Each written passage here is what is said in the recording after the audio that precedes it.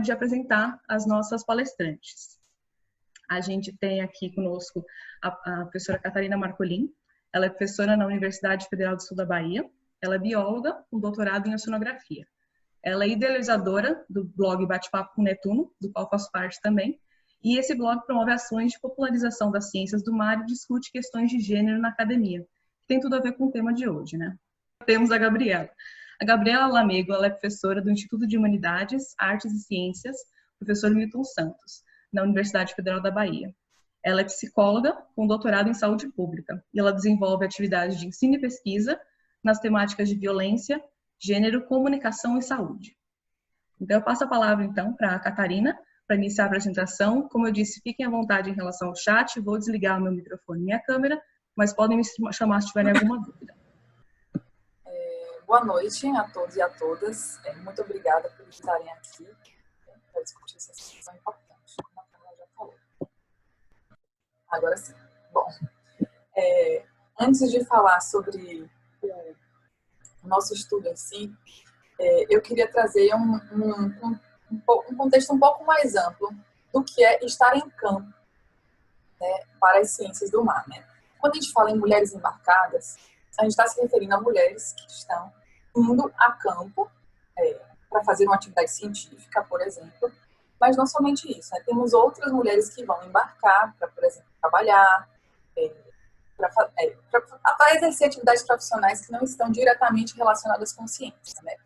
Mas a gente vai trazer abordagem um pouco mais para o campo científico, que é o nosso lugar de fala, o nosso lugar de conforto aqui hoje. Tá?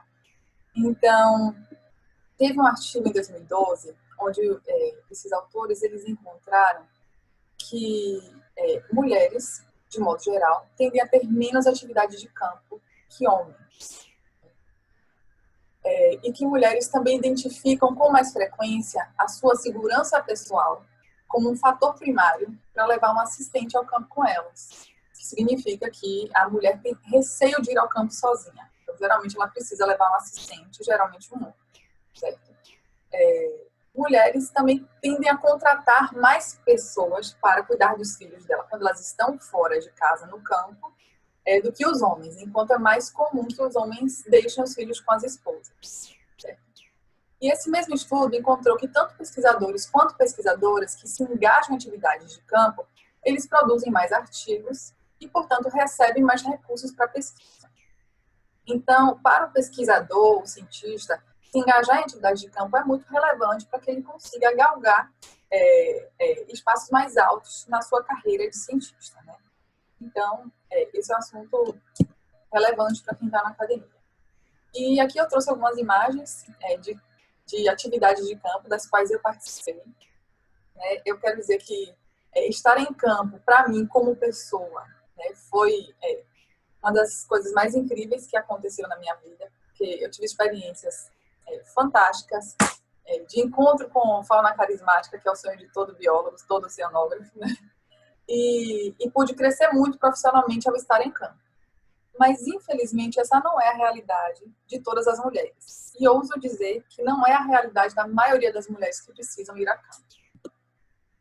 Em 2016, nós entrevistamos uma colega, anonimamente, sobre um embarque do qual ela tinha participado e tinha visto situações, não só situações que tinham acontecido com ela, mas com colegas dela.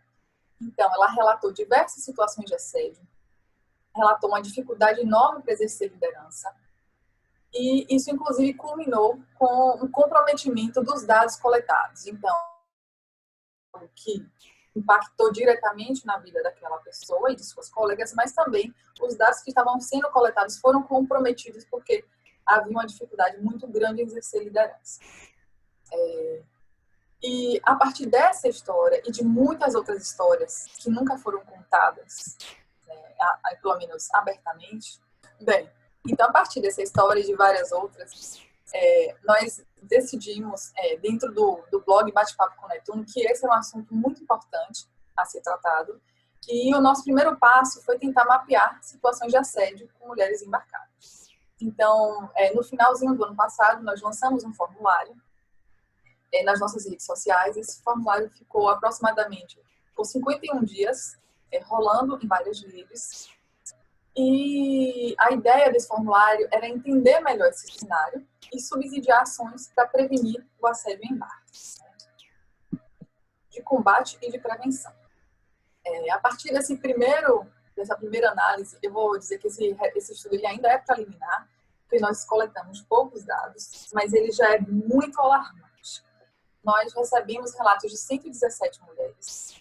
67% das respondentes relatou que já sofreu constrangimentos ou assédio enquanto estava embarcada. 71% delas reconhece ou conhece alguém que sofreu constrangimento ou assédio. E em 99% dos casos, esse assédio ele foi praticado por homens, né? O agressor era um homem. Bem, e aqui eu vou trazer algumas estatísticas sobre quem eram essas mulheres, né? Na tentativa de entender com quem essa situação estava acontecendo e onde estava acontecendo, né? Então, vocês conseguem ver meu mouse? Aqui, no canto superior esquerdo, nós temos a faixa etária das mulheres que sofreram assédio e das que não sofreram assédio. Então, o que tiver em preto são mulheres que sofreram assédio, em branco as que não sofreram assédio, certo? Aqui são os números absolutos, não são porcentagens. Okay? Então, a maior parte das mulheres que responderam o formulário e que sofreram assédio também foram mulheres entre 21 e 30 anos. Né? O que me chamou bastante atenção é que meninas menores de 20 anos relataram assédio. Cerca de 5 meninas responderam ao formulário, né? Desculpa, não 5 sofreram assédio. Cerca de 5 meninas de menos de 20 anos responderam. Tivemos aproximadamente 2 ou 3 relatos, não lembro exatamente, certo? Mas a maioria das situações ocorreu com mulheres entre 20 e 30 anos. Mas nós tivemos relatos de assédio com mulheres de até 41 a 50 anos, certo? Então, se você é mulher e você está dentro do navio, não interessa muito qual é a sua idade, certo? No canto inferior esquerdo, nós temos a ocupação dessas mulheres. Então, a maioria dos casos, né, e das respondentes foram alunas de graduação, né, e também tivemos alunas de pós-graduação, pesquisadoras, técnicas, outras ocupações e até líderes de equipe científica. Então, novamente, a gente tem um alerta para as alunas de graduação, certo? Mas nós recebemos relatos em todas essas categorias profissionais. Com relação à cor, no canto superior direito, a gente vai perceber que a grande maioria das respondentes eram mulheres brancas. Né? Então, isso mostra que das duas, uma, né? Como esses dados eles ainda são preliminares, né? Ou realmente a profissão de oceanografia, ou as mulheres que trabalham embarcadas, constituída principalmente por mulheres brancas, porque foram as mulheres que responderam o formulário, ou realmente a gente ainda não conseguiu abranger dentro das redes do Bate-Papo com Netuno uma diversidade maior de mulheres que conseguissem responder ao formulário e nos dar esse retorno. Mas dos dados que a gente coletou, a grande maioria eram de mulheres brancas, seguidas por outra cor, não quero informar, alguns não quiseram informar, e mulheres negras, nós tivemos menos de 15 mulheres negras respondendo ao formulário. Proporcionalmente, as mulheres negras parecem sofrer mais assédio, mas proporcionalmente em relação às brancas. Mas esse número a gente precisa chamar a atenção que ele ainda é um número bastante pequeno para nós tomarmos conclusões sobre isso. No canto inferior direito, tem a relação hierárquica do agressor com a vítima. Então, aqui em cima, relação inferior. Então, uma pessoa que estava, por exemplo, se você é líder de equipe científica, poderia ser que um aluno de graduação estivesse cometendo assédio contra você. Horizontal seria a mesma relação hierárquica, tipo aluno com aluno. Superior, a grande maioria dos casos aconteceu com profissionais em situação superior. Algumas mulheres não souberam relatar. E aqui nós temos, não se aplica para mulheres que não sofreram assédio, mas é interessante que algumas mulheres responderam não se aplica na relação hierárquica, mas marcaram que sofreram assédio. Então, pode ter havido alguma confusão na hora de responder ao formulário. Bem, com relação ao estado onde o relato aconteceu. Bem, a maioria das situações de assédio aconteceram em embarques no Rio de Janeiro, certo? Seguido por Santa Catarina e Bahia. Foram os 3 estados onde a gente teve maior relatos das situações de assédio, certo? A grande maioria dos relatos aconteceu no Rio de Janeiro. Com relação ao tipo de embarcação, navio, certo? Foi o principal relatado, mas nós tivemos relatos de assédio em barcos, em catamarãs, em plataformas para extração de petróleo, rebocadores, sondas, veleiros. Então, vários outros tipos de embarcação também apareceram na resposta ao formulário. Com relação à quantidade de dias embarcada, a gente não conseguiu ver um padrão muito claro, porque a grande maioria das mulheres não respondeu essa parte, tá? Mas entre as que responderam, parece que não tem um padrão muito marcante. Assim, tanto mulheres que passaram menos de 5 dias embarcadas sofreram assédio, quanto mulheres que passaram muito mais do que 15, 20 dias. E com relação ao setor responsável, isso é o que nos chamou muita atenção, que a grande maioria dos casos relatados aconteceram em navios que pertenciam ao setor privado e à Marinha do Brasil, certo? Quem embarca não deve ficar muito surpreso com isso, porque já rolava há muito tempo nos bastidores, pelo menos entre as minhas, dentro da minha bolha, certo? Que embarcar na Marinha era algo bem perigoso, mas me chama a atenção que esse resultado tenha vindo tão forte aqui. Nós tivemos vários relatos em navios pertencendo a universidades e institutos de pesquisa, mas percebam que proporcionalmente a gente teve um pouco menos de situação de assédio em navios que pertencem a universidades.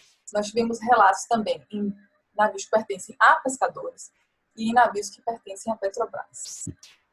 Aqui houve um pequeno erro no lugar. Bem, com relação ao tipo de assédio, aqui no lado direito, vamos primeiro para esse gráfico no lado direito. Então, a maior parte dos relatos foram de assédio sexual e assédio moral, certo? Aqui nesse gráfico a gente só tem apenas os relatos de mulheres que sofreram assédio. Então, de 117 a gente passa para 81 relatos, certo? Então, a maioria dos casos dos relatos marcaram como assédio moral e sexual, seguido por descredibilização da capacidade física.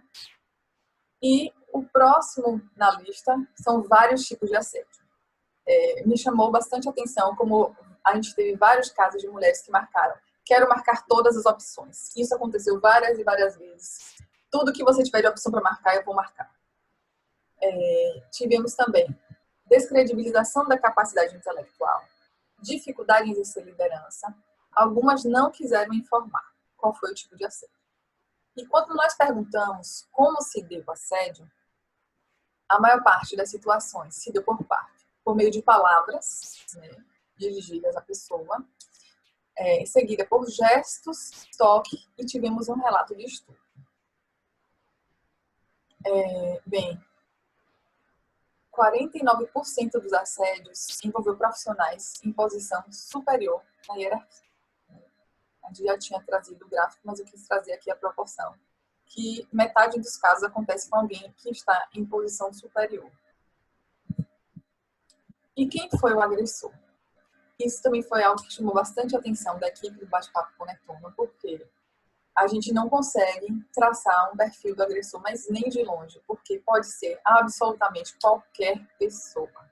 Pode ser o seu colega de trabalho, o seu orientador, o seu chefe científico, pode ser estudante de graduação, servidor de instituição pública, pesquisador veterano, supervisor, gerente offshore, técnico de segurança, a pessoa responsável pela sua segurança pode te agredir. Comandante, cabos, oficiais, imediato, mestre, tenente-coronel, cabo da marinha, Então, praça, mecânico, mergulhador, marinheiro, cozinheiro, chefe de máquina, suboficial. Bem, e depois do assédio? Em 50% dos relatos, a situação do assédio afetou o trabalho dessas mulheres. 80% das mulheres relatam que elas discutiram o assunto com alguém, mas 82% delas não denunciou. E quando a gente pergunta para as pessoas que denunciaram o que aconteceu nos casos em que houve denúncia, a gente começa a entender por que a maioria das mulheres não denuncia, né? Porque nos casos em que foi formalizada uma denúncia, foi feita uma tentativa de fazer uma denúncia, em um dos casos foram apenas quatro relatos que trouxeram o que aconteceu no caso de denúncia, né? Em um deles, a denunciante foi retirada da embarcação. Isso aconteceu no setor privado. Então, a pessoa sofreu assédio e quando ela tentou denunciar, ela foi retirada da embarcação. Em outro caso, as denunciantes voltaram a embarcar com a mesma tripulação. A Petrobras era contratante. Então, houve uma denúncia e não houve nenhum efeito, porque as pessoas que sofreram a agressão voltaram a embarcar com aquela mesma tripulação. Houve 2 casos de denúncia durante o embarque. Então, você está embarcada, você sofreu assédio, fez a denúncia e nada aconteceu. E houve apenas um caso em que um grupo de mulheres reuniu 6 relatos para denunciar e o assediador parou de embarcar como coordenador da equipe, mas ele continua embarcando. Isso também aconteceu no setor privado. Então, nesse caso foi necessário que 6 mulheres se reunissem para denunciar uma pessoa e essa pessoa deixou de exercer uma posição de coordenação, mas continuou exercendo seu trabalho. Bem, eu quero agora dar um aviso de gatilho para as pessoas que estão assistindo ao nosso webinário, porque agora eu vou ler alguns dos relatos que foram autorizados, certo? Pelas mulheres que responderam aos formulários.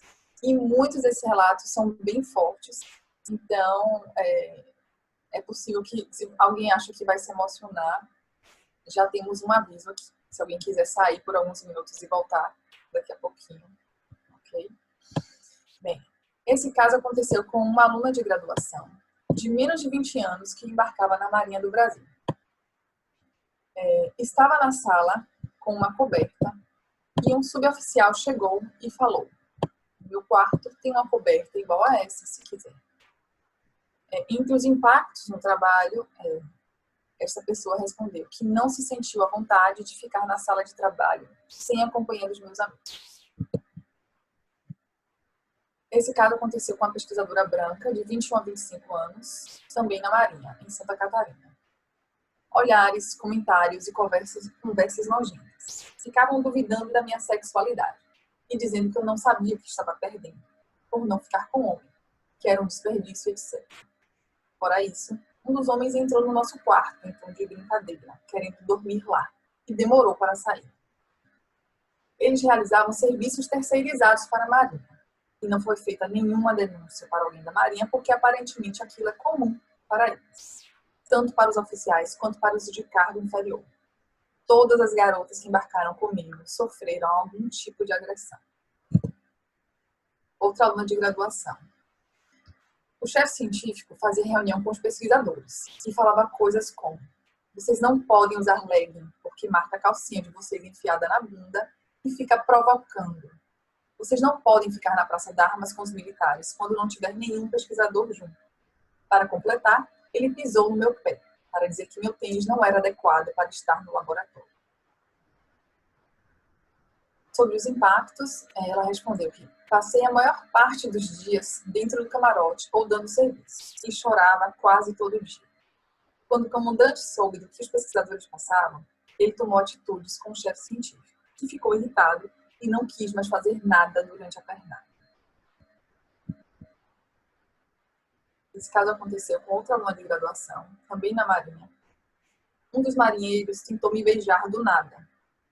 Depois que eu disse que não, foi atrás de mim no meu quarto 2 vezes. Na primeira ele entrou e eu estava acordada, mas chamei minha amiga do quarto da frente.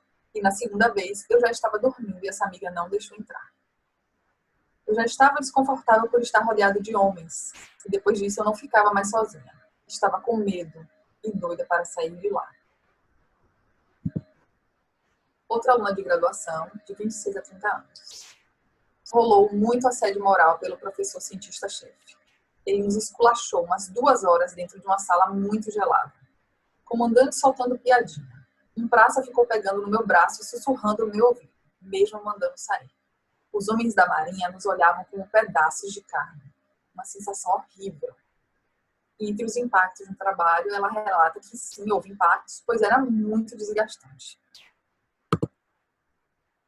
Esse relato aconteceu com uma profissional, já não é mais estudante, certo? No setor privado. Essa profissional, ela embarca em torno de 42 dias. Ela fica 42 dias embarcada e 42 dias em pé. Ela disse que já acumulou mais de 290 dias embarcada. Houve vários episódios em embarcações diferentes e situações diferentes, desde não credibilidade pelo meu trabalho, impedimento de fazer tarefas braçais, gritos, ofensas verbais, cantadas e contato sexual forçado e não consentido. Entre os impactos do trabalho, ela relata: não consegui mais executar meu trabalho com confiança, não consegui ter momentos de lazer, só angústia e estresse. Pós-graduanda, de 26 a 30 anos. Durante a noite, quando já estava dormindo, exausta do dia de trabalho, com a cabine aberta por causa do calor, a pessoa veio sentando na cama e se deitando e tentando me abraçar e beijar. A situação durou cerca de 1 minuto até eu acordar e entender o que estava acontecendo e ter a reação de pedir insistentemente para sair da minha cabine. Eu passei 2 dias constrangida, avaliando se deveria informar ao superior, também homem, o que na época resolvi não fazer. E só fui conversar sobre isso com alguém meses depois. Outra pós-graduanda, de 31 a 35 anos, também no setor privado. Assédio sexual feito por um coordenador da expedição. Passou a mão no meu corpo enquanto eu dormia. E em outro momento, queria que eu saísse com ele em troca de favorecimento. Os impactos no... Nesse caso, aconteceu com uma técnica de 31 a 35 anos no setor privado. Várias piadinhas pesadas sobre mulheres. Na pior situação, mulher é a parte da vagina que a gente não come. Eu me aborreci, pedi para pararem, e o pastor-chefe me chamou de muçulmana xiita por reportar a ele. Também disse aos berros que se eu reportasse para o RH, isso iria foder com a vida dele. Isso me aborreceu ainda mais. Tentei conversar mais algumas vezes com ele, que não quis abordar o assunto com os colegas envolvidos. Ele se irritou comigo, outra vez gritando, e acabou me removendo da minha função. Fiquei a bordo sem poder realizar meu trabalho e fui isolada por grande parte da tripulação. Eu denunciei ao capitão da embarcação, porém nada foi feito. Já em terra, não informei nem a empresa, nem a nenhuma outra autoridade. Anos depois, me arrependi de não ter tomado providências mais concretas. Esse relato aconteceu com uma técnica no setor privado também. Faço embarque de monitoramento de animais a cada 3 meses num porto no Rio de Janeiro. Durante o embarque, o ambiente não é formado apenas por profissionais do ramo. Neste contexto, um dos superiores abordou a mim e minha parceira de trabalho de forma sutil, porém dando a entender que caso um de nós desejássemos, poderíamos ter algo a mais com ele e ter vantagens profissionais. Uma outra pessoa da empresa perseguia uma colega no final do expediente. Relacionou a polícia e hoje a empresa está fazendo a investigação do assunto. Após o ocorrido, a empresa optou por não passar os embarques às mulheres. Então, mais um caso de que a vítima acaba sendo isolada de sua função. Outra pesquisadora, no setor privado, dessa vez. Piadas envolvendo o corpo feminino o tempo todo e falas do tipo: você quer um espetinho de linguiça? Me passa canela, só canelas, em refeições. Conversas com toques no ombro, pernas, costas, olhares fixos em partes íntimas, tentativas de envolvimento afetivo muitas vezes, um tapa na bunda. Os impactos. Fiquei mais atenta ao ficar sozinha em ambientes com algumas pessoas. Decidi não ser mais tão simpática com as pessoas que interpretarão isso errado. Uso roupas largas a maior parte do tempo. Outra pesquisadora do setor privado. Cantadas desnecessárias e, quando não correspondidas, fui tratada com rispidez. Tive minhas falas ou orientações técnicas ignoradas até que fossem validadas por algum colega homem, muitas vezes este sob minha supervisão. Escutar que meu lugar não era ali. Se eu estava solteira, era porque homem nenhum aguenta mulher que sai por aí, embarcada a trabalho. Que eu deveria ter um homem marítimo, porque eles entendem a vida que eu levo. Quando cortei esse comportamento invasivo da minha intimidade, ele parou de falar comigo. Esse caso aconteceu com uma pós-graduanda num navio de uma universidade, um instituto. Bom, pesquisadores americanos e brasileiros participavam desse projeto multidisciplinar. Um renomado pesquisador americano e de certa idade avançada encarou os meus seios durante todo o período. Um dia, já no final do embarque, ele me abordou para falar dos meus seios. Fiquei super sem graça e sem saber o que falar. Ele era o pesquisador mais veterano do embarque e todos adoravam ele. Isso afetou um pouco o meu trabalho, porque evitava passar por onde ele estava ou ficar a sós. Outra pesquisadora de 41 a 50 anos no setor privado. Eu tinha 115 quilos e praticamente todos os dias tive que ouvir que eu não ia conseguir descer no mangue para fazer o trabalho, porque eu ia atolar e não conseguiria andar. O meu trabalho foi colocado em segundo plano. Um dia, comi algo estragado. Comecei a vomitar e ter diarreia.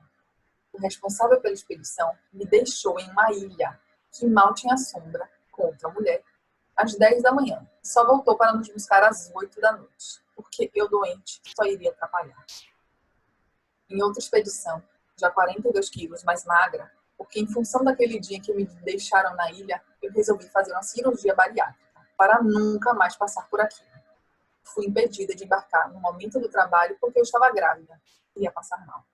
Ninguém me perguntou como eu estava e o que eu achava. Só me informaram que eu iria passar mal por estar grávida.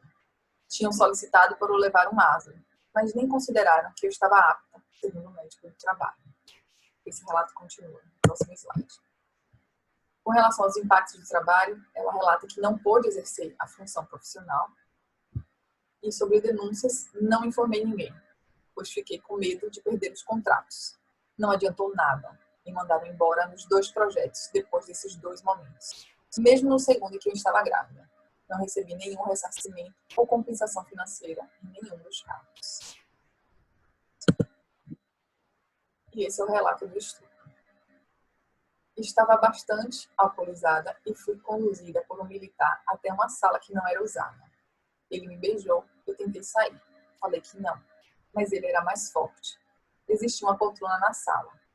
Fui puxada até ela e só lembro de flashes do que foi a pior coisa que já me aconteceu. Acho que desisti de lutar por medo e apenas aceitei, entre aspas, muitas aspas. Lembro de pedir, por favor, para ele colocar camisinha se tivesse, mas não sei se ele fez. E depois lembro de estar completamente sem rumo, entrando no meu camarote. Isso aconteceu com uma aluna de graduação, branca, de 21 a 25 anos, num embarque na Marinha do Rio de Janeiro. O seu agressor era um oficial da Marinha. Ela disse que não afetou o trabalho dele, que conversou com alguém, mas que não denunciou. Bem, pessoal, a partir disso, eu vou passar a palavra para a professora Gabriela e a gente vai debater um pouco mais sobre o assunto. E agora eu vou fazer um pouco de uma costura, né, que a gente fez junto, né, na apresentação. Então, assim, diante desses relatos, né, o que a gente pode aprender, né? Então, que nem sempre a vítima identifica ou entende, reconhece que ela sofreu um assédio, né? Quando a gente está falando de violência, e assédio é parte, né, dessas violências contra a mulher, a gente fala muito da subnotificação, né? É muito difícil reconhecer, identificar e denunciar, né? Muitos dos relatos que a Catarina apresentou trazem isso, né? As consequências e a culpabilização da vítima, né? Nem todo assédio tem uma conotação sexual, né? A gente também observa isso. É uma mulher, tem um corpo, né? É o corpo que é atacado, é o corpo feminino, né? É um corpo sexualizado, mas também é um corpo que está fora de um padrão de beleza, é um corpo que é frágil, é um corpo que não dá conta do trabalho, é um corpo que precisa ser regulado aí todo o tempo, né? Pelos homens, pelo machismo, por essa sociedade patriarcal, né? Existem formas sutis, entre aspas, né? Mas que também são violentas e que têm grande impacto no ambiente de trabalho e na saúde mental das mulheres, né? De novo, não existe um único tipo de assediador. Então, assim, também a gente imagina que quando você está com pares intelectuais ou quando você está com um cientista, né, como é um dos relatos, um cientista renomado, o assédio acontece do mesmo jeito com os marinheiros, com outros, né, trabalhadores também do espaço, né? O local de trabalho não é um lugar seguro para as mulheres, como o lar, a casa, o espaço doméstico também não é um lugar seguro para as mulheres, né? Isso é uma coisa para a gente pensar, né? Que sociedade é essa que a gente vive, que, né, o espaço público, mas também o espaço privado são espaços, né, que não são seguros para as mulheres. O corpo da mulher é sempre o alvo, essas depende de características que podem, né, interferir a questão da idade, a classe social, raça, etnia e posições de poder. Isso vem numa discussão que a gente traz da intersectorialidade, né, interseccionalidade, que são várias intersecções aí, né, que encontram, né, nesse corpo, nessa história. Aqui, né, a gente ouviu as mulheres que embarcaram e as mulheres que não embarcaram, né? Então, assim, tem um outro conjunto, né? E aí, de novo, né, a subnotificação, a dificuldade de relatar, a dificuldade de reconhecer muitas vezes a violência, faz isso provavelmente ser um número muito maior do que o que a gente tem acesso, né? Pode passar, Kátia.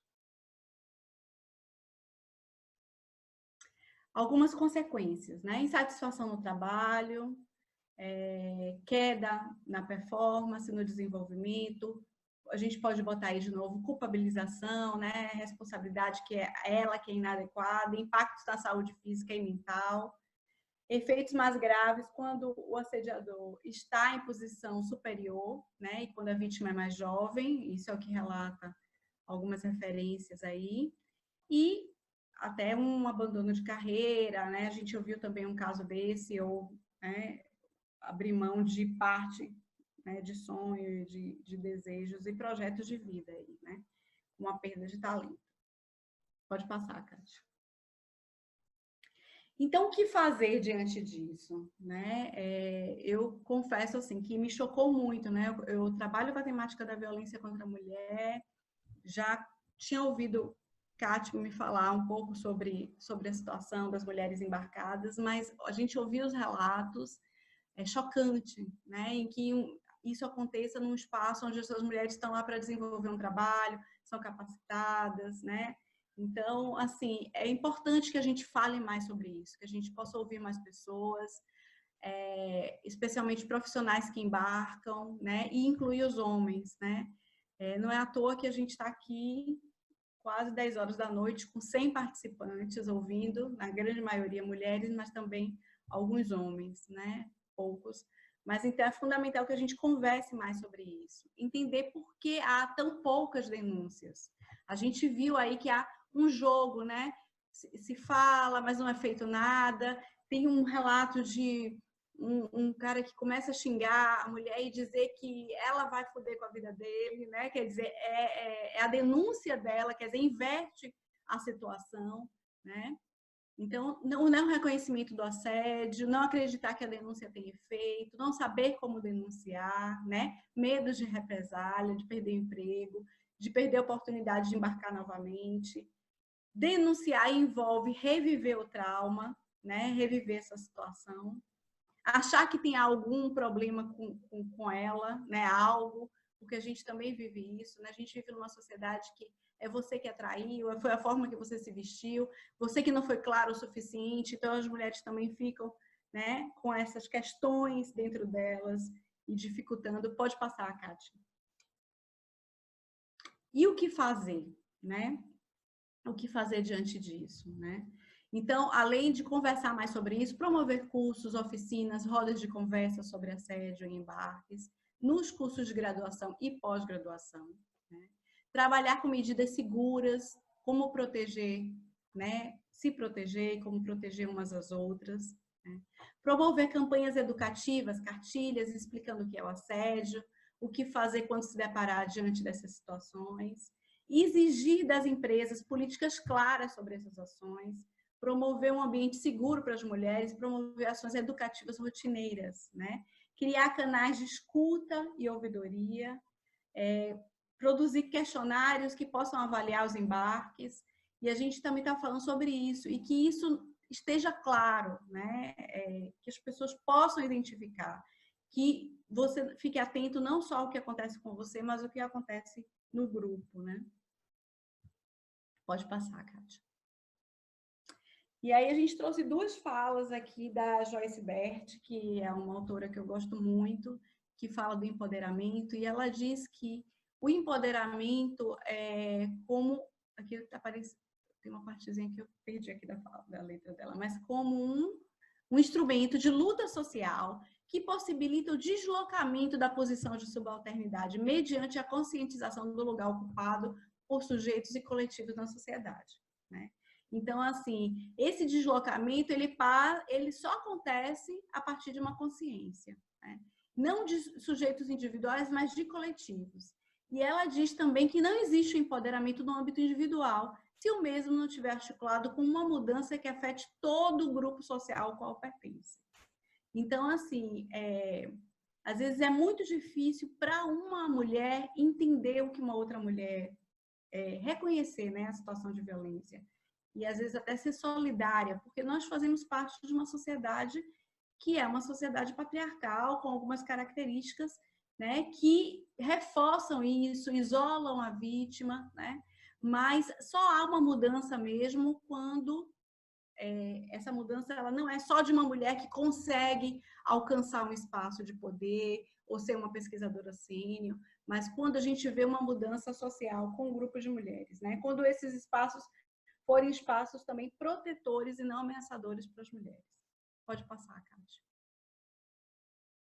Então, aqui é o fechamento, né? Assim, e aí eu acho que a partir daí a gente vai abrir para conversar, para o diálogo. É isso, obrigada. Obrigada, Gabriela. Obrigada, Catarina.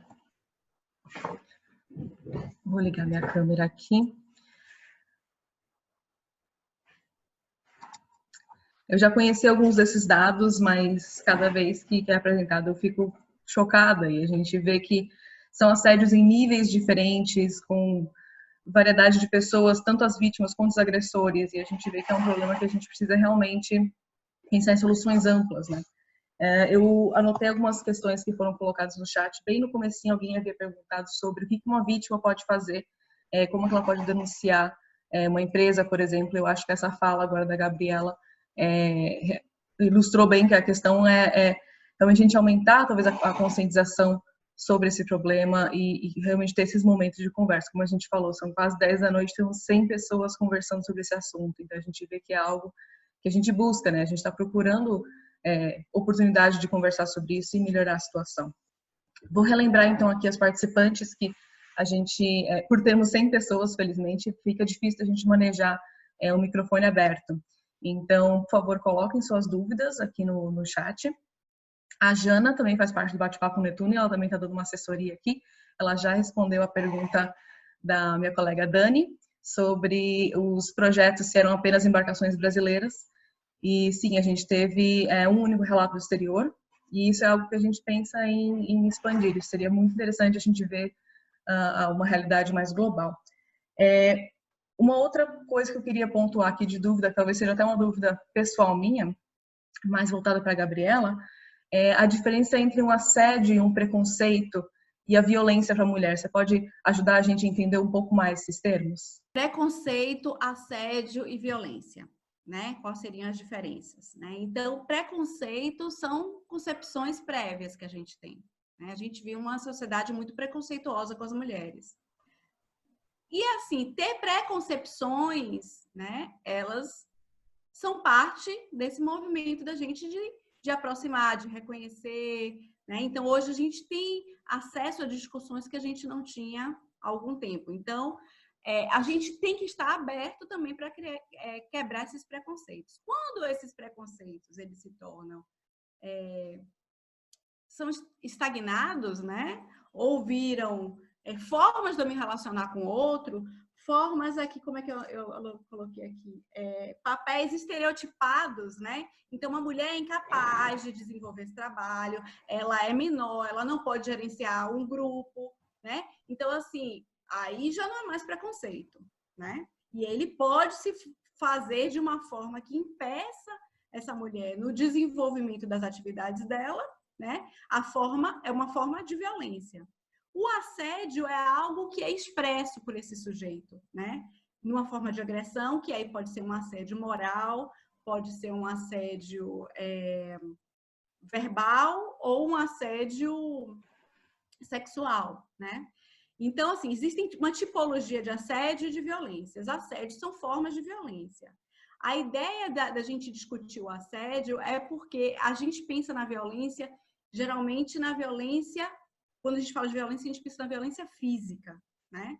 A gente tem o assédio, existem formas que são estratégias de criar situações que são problemas que não afetam fisicamente, mas que vai ali, a gente percebeu, né? Vai criando uma situação que hoje a gente pode entender como violência, porque a violência também ela não é entendida mais só como a violência física, né? Ela é a violência emocional, existe a violência patrimonial, existe a violência verbal, a violência física e a violência sexual, né? Então, o assédio, ele faz parte. A tipologia usada no ambiente de trabalho são os assédios, né? A gente tem um pouco de dificuldade com o uso da violência, mas ele faz parte do conjunto das violências. É isso. Ah, perfeito. Tem uma mensagem aqui, que eu vou ler a pergunta da Mariana, se existe algum programa que dê assistência a essas mulheres embarcadas. Por exemplo, a fiscalização a bordo, alguma lei que exija a proteção dessas mulheres embarcadas. Vocês têm algum conhecimento, ou alguém do chat também, se tiver conhecimento sobre legislação em relação a isso, algum programa de assistência? Eu não conheço nenhuma. Aí, qual foi a pergunta mesmo? Foi sobre se existe alguma normativa que... Se existe algum programa de assistência para essas mulheres embarcadas. Então, se existe fiscalização e lei de... Não que eu saiba. Nada padronizado, né? Acho que a Gabi pode falar um pouco sobre isso, talvez, se tem alguma... É porque é o seguinte, o que a gente não pode perder de vista é que esse ambiente, o estar embarcada no navio, ele nada mais é que um reflexo da nossa sociedade, né, Gabi? Só que é um espaço onde várias ações se potencializam, porque você está confinado e você não tem para onde ir. Então, se acontecer algo com você não vai ser desembarcada, a não ser que esteja no cronograma de desembarque, porque é muito caro você deslocar o navio para uma atividade que não está programada. Então, o que acontecer ali, você vai ter que aguentar até você chegar em terra, né? Então, isso eu acredito que é um potencializador de violências. E isso que você falou dos termos, você e a Gabriela trouxeram sobre os termos, eu acho que a gente tem que fazer um esforço de começar a dar os nomes aos bois, porque eu tenho ido a muitos eventos onde a gente discute questões de gênero, a gente fala em picadinhas de mosquito que nos incomodam, um constrangimento aqui, outro ali, e tudo isso é assédio, é violência, né? Então, nós temos que começar a reconhecer que isso que acontece com a gente não é normal, né?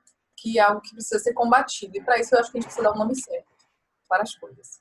Eu não sei se Gabi quer falar alguma coisa sobre a questão de se existe alguma lei que proteja as mulheres assim, no ambiente de trabalho.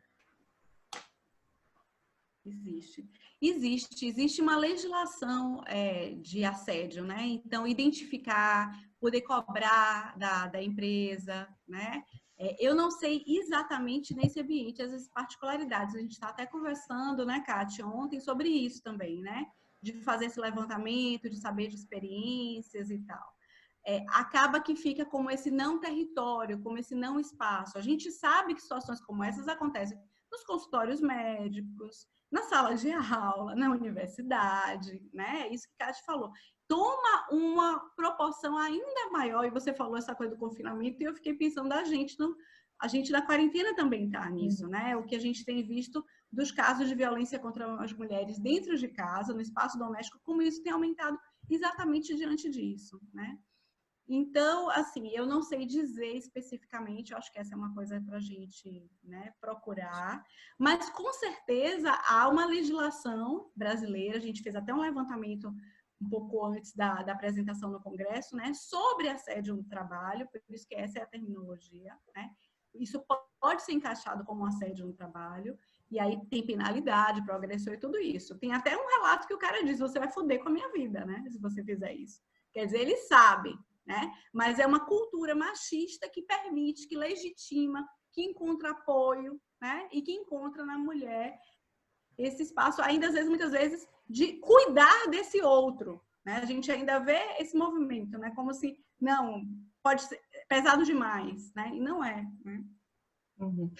Eu achei interessante aqui um comentário que foi feito sobre que seria interessante envolver os grupos de defesa das mulheres no Ministério Público dos diferentes estados citados, que muitas promotoras estão envolvidas com essa temática. Então, eu achei interessante também, a Gabriela falou, existem leis sobre assédio no trabalho e o embarque, nesses casos que a gente está falando, é trabalho. Então, é um ambiente de trabalho como um escritório. Então, a gente não tem, às vezes, a percepção que a gente tem a mesma proteção que a gente teria num escritório ou algo assim, com base na lei, mas, na verdade, sim, a gente está trabalhando embarcado. Então, isso é algo que acho que a gente tem que deveria ser mais óbvio, eu acho. Não quer dizer que a gente tem que fazer isso porque a gente, de novo, culpando a vítima, que a vítima devia saber, não devia nada. Isso é algo que a gente está construindo, mas é interessante pensar nisso, né? Assim, que é uma legislação que existe para ambiente de trabalho em terra, porque não em mar, e a questão do Ministério Público também, nos diferentes estados que foram mencionados. Outro debate aqui, outro ponto que foi colocado, sobre como trazer esse debate para os laboratórios de ensino flutuantes de ciências do mar.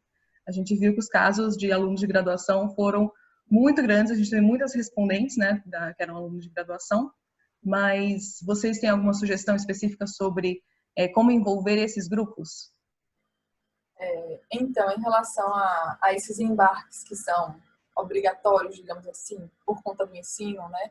Todo aluno de oceanografia, ele precisa embarcar cerca de 100 horas. Bom, cada curso tem a sua certa quantidade de horas em que os alunos, para se formarem, precisam embarcar. Então, nesses casos, eu acho que é por onde a gente pretende começar, eu acredito, assim, nós como pais de Papo Conectando, de puxar agora um grupo de trabalho para criar materiais sejam cartilhas de conscientização sobre o que é assédio em primeiro lugar, para que antes do aluno ir ao embarque, ele saiba o que é assédio, ele saiba o que pode e o que não pode acontecer dentro do embarque, para que ele reconheça situações, não só que aconteçam com eles, mas também com suas colegas, né? Porque você pode denunciar o que tiver acontecendo com outra colega, você não denuncia só o que acontece com você. Você pode denunciar o que está acontecendo com uma colega sua. Né? Então, é importante que todo mundo saiba identificar o que é uma situação de assédio e que, após esses embarques, os alunos tenham um formulário, um questionário de avaliação, algum tipo de documento onde ele possa se reportar e onde seja perguntado a essas alunas, né, a esses alunos, se aconteceu alguma situação constrangedora, se ele se envolveu em alguma situação de assédio, ou ela, porque se a gente não perguntar claramente, com todas as letras, as pessoas não vão nos contar de bandeja, né? Porque a gente já percebeu que muitas pessoas nem reconhecem que estão na situação de assédio. Então, eu acho que o primeiro passo é a gente tentar encontrar mecanismos de explicar o que é a situação e depois descobrir se aquilo vem acontecendo ou não, uma forma de tentar combater e detectar essas situações. Isso num primeiro momento, né? Mas eu acho que a gente precisa pensar, inclusive, maior do que isso, porque a situação é muito séria, e pensar nos ambientes de trabalho, que esses são muito difíceis. Tivemos relatos muito complicados no setor privado e onde a pessoa está desenvolvendo sua atividade profissional. Ela não terminou de embarcar ali, formou e de repente vai fazer outra coisa, né? Então, também é uma área que eu acho que a gente precisa, quando tivermos pernas, né, Gabi? Jogar para frente. Ah, excelente. E eu vi uma pergunta que eu achei muito pertinente, que era assim, orientações para as mulheres que embarcam. Então, a gente mostrou um cenário assim muito assustador, que é real, e eu achei é muito bonito, acho que o final da apresentação, que é a ideia da sororidade. Então, a gente, como a Kátia falou também, se você não sofreu uma situação de assédio, mas uma colega sofreu, você também levantar sua voz em relação a isso. Então, eu acho que esse momento agora também a gente fortalece esses laços e já fica assim o combinado de ninguém solta a mão de ninguém. Estamos embarcando juntas e acho que dentro das orientações que as pessoas têm, uma questão de proteção, porque, digamos assim, a gente está vulnerável numa situação dessa, a gente viu que a gente não tem todo o amparo que deveria ter. E como que a gente consegue, então, de repente, orientar uma pessoa que vai começar uma carreira embarcada ou está nervosa porque vai começar uma expedição? E o que vocês dariam de conselho, talvez, como professoras, para uma aluna de graduação que vai embarcar e como ela poderia se sentir mais segura? Bem, eu gostaria até que Gabi também comentasse, mas eu acho que é justamente a ideia daquela foto como a Carla trouxe, né? Procure pessoas de sua confiança para estar sempre perto de você, né? Se você tiver a possibilidade de se trancar em seus camarotes, se tranque, porque a situação é desse nível de gravidade, entendeu? Então, assim, esteja próxima de pessoas que você confia, né? E fique alerta, porque, assim, é lógico que algumas situações começam pequeno. Primeiro pode vir a palavra, depois pode vir o gesto, e aquilo pode ir crescendo. Mas isso não é uma regra, né? Então, é por isso que é muito importante estar 100% atento, né? Eu não sei se Gabi tem uma dica melhor para isso. Uhum. Então, é muito complicado, né? Assim, quando a gente ouve uma pergunta como essa, se você fala na dimensão individual, né? Você vai agir como você age quando você vai numa festa, quando você vai sair à noite numa rua, né? Você vai criar algumas estratégias de proteção de uma sociedade que não lhe protege, né? De uma sociedade que lhe expõe, né? E aí, pensando que nesse momento que você está desenvolvendo um trabalho, que você é estudante de uma universidade, você está indo para uma empresa, quer dizer, você está no seu espaço de trabalho e ainda assim você tem que se proteger dessa forma, né? É muito injusto, né? É cruel, mais do que injusto. Então, eu acho que tem essa dimensão do que vocês trouxeram aí, da dimensão do grupo, né? Quer dizer, então a gente falar sobre isso, ter instrumentos, identificar, ter conversas. Eu estava perguntando, Kátia, esse aluno embarcado, ele tem um professor de referência, né? Que pode reportar. Então, tem toda uma teia que tem que criar e desconstruir isso como algo natural ou como um problema individual. Então, isso é uma mudança cultural, isso não é imediato, mas todas essas ações que a gente está falando aqui, elas devem caminhar para isso, né? Por outro lado, a questão individual, né? E aí, assim, se cercar, né? De estar... Os próprios relatos trazem estratégias, né? O que fazer, não estar sozinha, não ser simpática demais, né? Então, assim, é um absurdo isso. A gente, na sala de aula, a gente ouve isso dos alunos, das alunas, né? O tempo todo, né?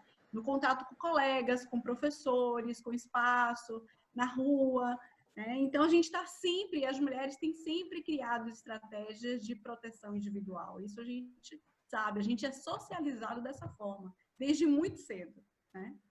Agora, em termos, né, da dimensão do grupo, a gente precisa falar sobre isso, a gente precisa falar disso com os nossos pares, a gente precisa falar disso com os nossos amigos, a gente tem que trazer homens para serem aliados, parceiros nessa luta, porque não é uma luta só das mulheres, né? A gente precisa desconstruir isso.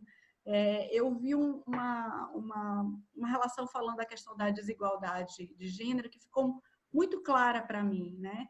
Assim, quando a pessoa usava como metáfora um bolo, né? Se a gente vai dividir o bolo em fatias iguais, né? Nós mulheres geralmente temos uma fatia menor, alguém vai ter que comer menos, né?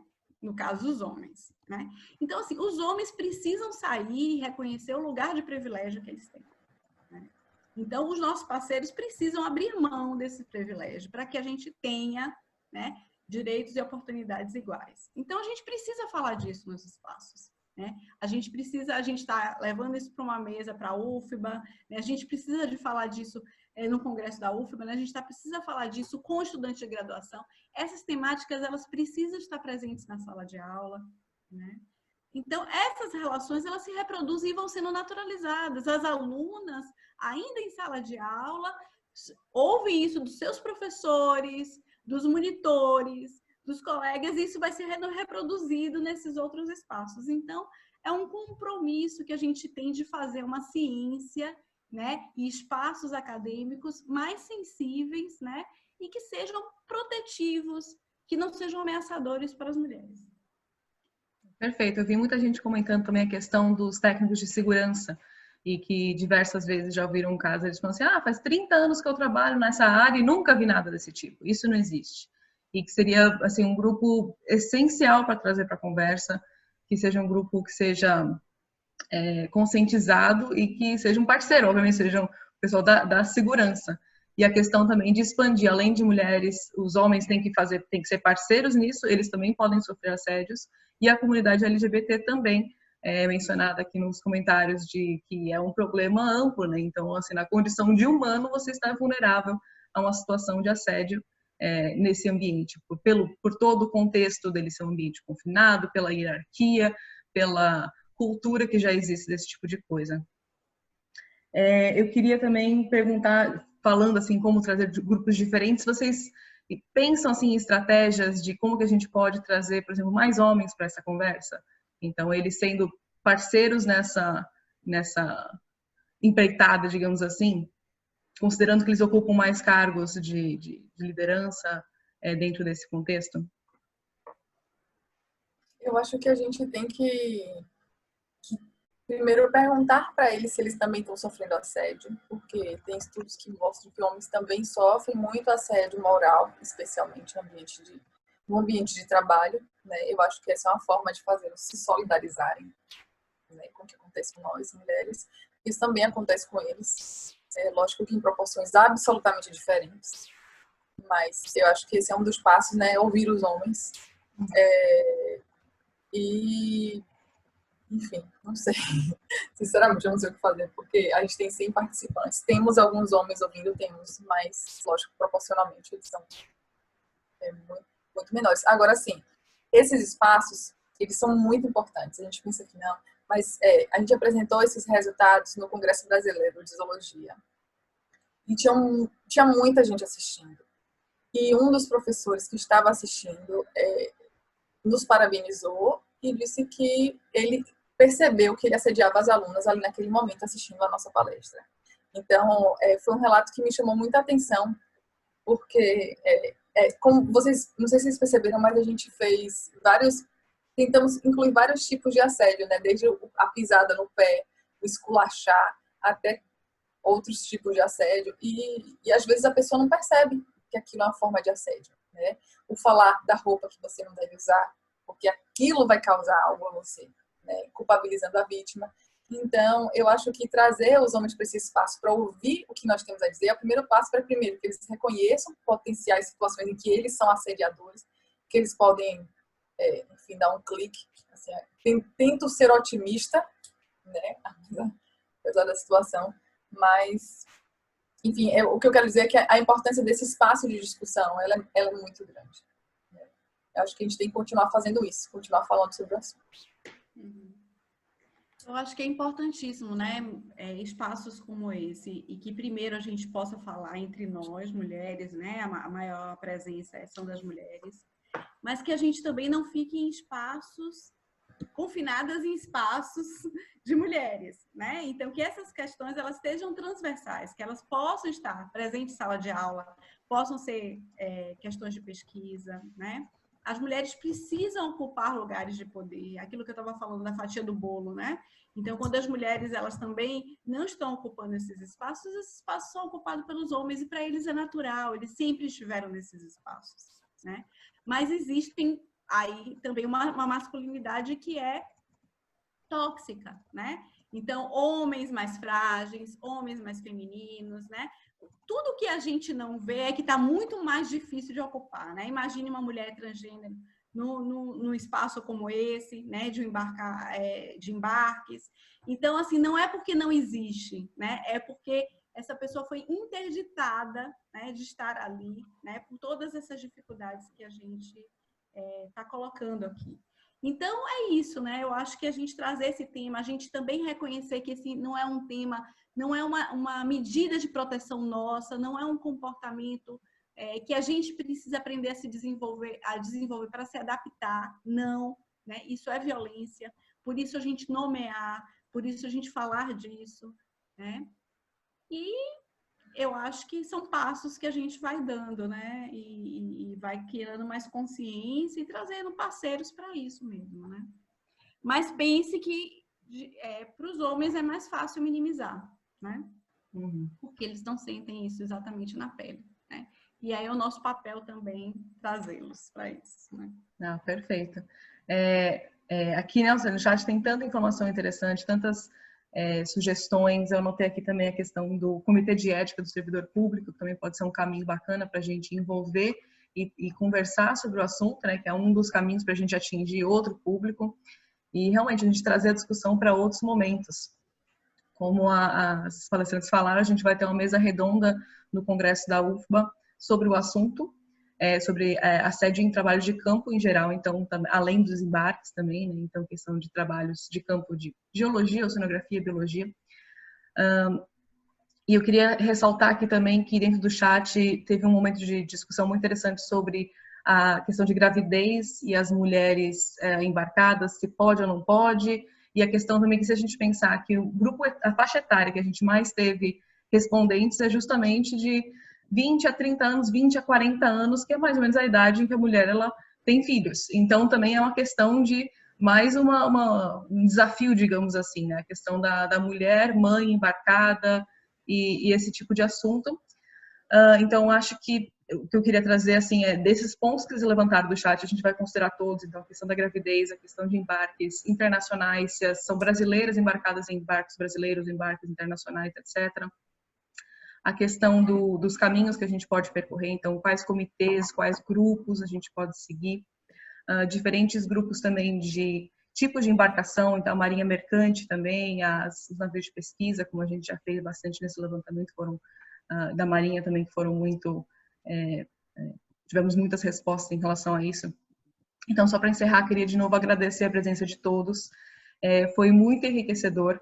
Então, muito, muito obrigada por estarem aqui até o final. Desculpa se não deu tempo de responder todas as dúvidas. Eu vou salvar o chat aqui para a gente poder depois entrar em contato pelo nome. Se você deixou seu nome no formulário, desculpa, se deixou seu e-mail no formulário que eu coloquei o link, eu repeti ele agora há pouco. Vou mandar ele mais uma vez só para garantir. A gente pode depois entrar em contato e responder essas dúvidas, ok? Mas a gente promete fazer mais momentos dessa discussão e a gente mantém vocês informados em relação a isso. Catarina, Gabriela, muito, muito obrigada, foi excelente. E queria deixar vocês com últimas palavrinhas aí para fechar. Eu queria agradecer muito todas as mulheres que estiveram aqui hoje, a todas que contribuíram com a pesquisa, todas vocês que responderam ao formulário estão contribuindo para o combate a essa situação, né? E seguiremos trabalhando juntas. Quem quiser se unir nesse debate, né? Estamos super receptivas para montar grupos de trabalho, né? E, enfim, quero agradecer muito a vocês, a Gabi e a Carla também, e a toda a equipe do Bate-Papo com Netuno. Um beijo, boa noite. Também quero agradecer a oportunidade, né? Agradecer a Catarina o convite assim inicial de vamos olhar isso aqui, vamos ver isso juntas, né? E a todo o grupo, né, pela oportunidade, pelo espaço e também para esse momento de aprendizagem, né, de entender também como a questão da violência vai tomando formas particulares em cada um desses espaços, né, e que não existem esses espaços seguros, né. Então, quebrar esse mito dessa segurança, ao mesmo tempo é assustador, mas ao mesmo tempo há uma potência do coletivo, do grupo, e da gente se articular, porque existem espaços para a gente levar essas questões, sim, como Carla trouxe aí no final, tá? Então, muito obrigada. Vamos assistir a mesa no Congresso da UFBA, porque vai ter outras experiências também, né? E fortalecer essa rede, porque eu acho que são passos aí que podem ser dados nessa direção.